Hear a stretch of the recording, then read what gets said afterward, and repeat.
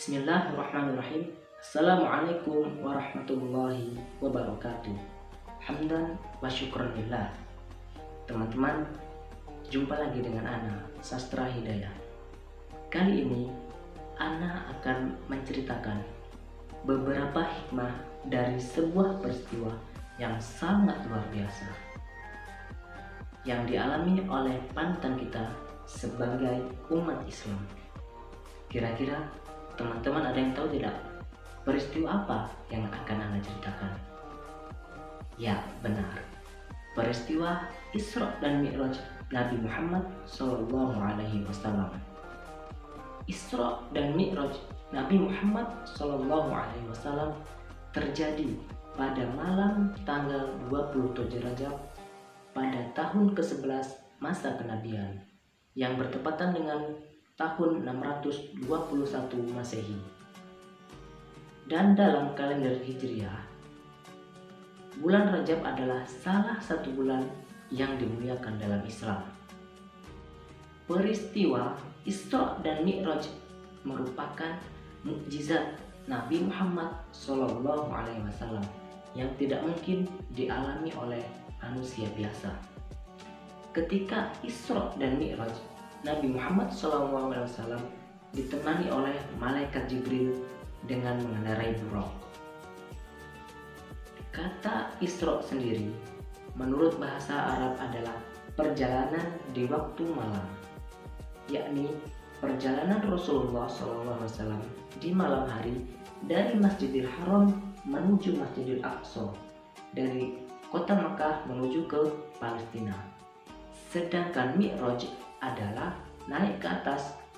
Rasulullah SAW setelah melakukan Isra dari Masjidil Haram di Makkah menuju Masjidil Aqsa di Palestina, kemudian melakukan Mi'raj, yaitu naiknya ke atas dari Masjidil Aqsa di Palestina menuju ke langit ketujuh hingga ke Sidratul Muntaha untuk menghadap Allah Subhanahu wa Ta'ala.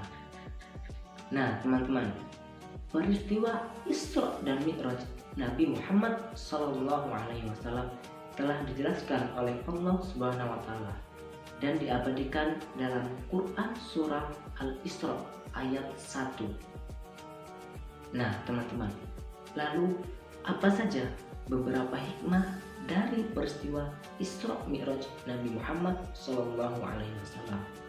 Di antaranya, yang pertama adalah bukti bahwasanya Allah Subhanahu wa Ta'ala menyayangi hambanya.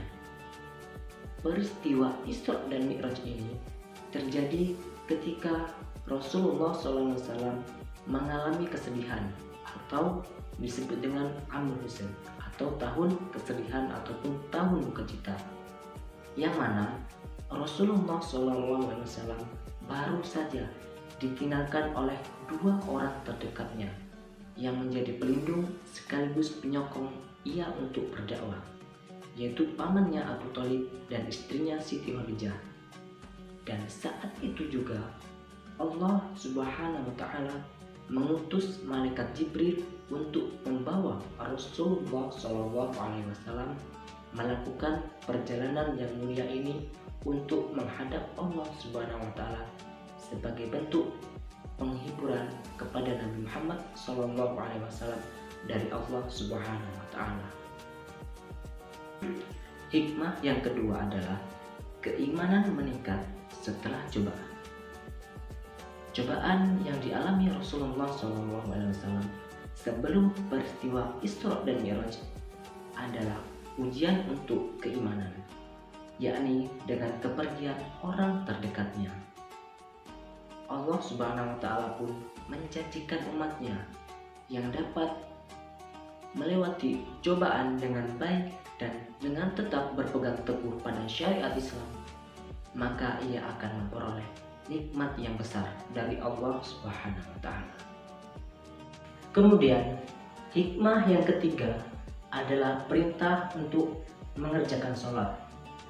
Allah Subhanahu wa Ta'ala memerintahkan manusia untuk melaksanakan sholat sebanyak 5 waktu dalam sehari semalam.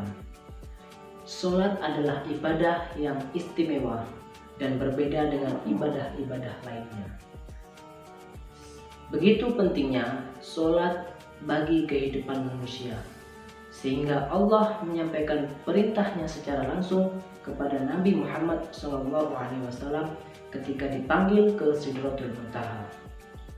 Hikmah yang keempat adalah Allah menunjukkan kekuasaan dan kebesarannya kepada Nabi Muhammad SAW untuk disampaikan kepada seluruh manusia melalui peristiwa Isra dan Mi'raj yang dialami oleh Nabi Muhammad SAW.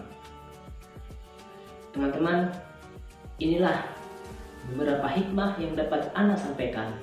Semoga kita dapat memetik pelajaran dari video ini.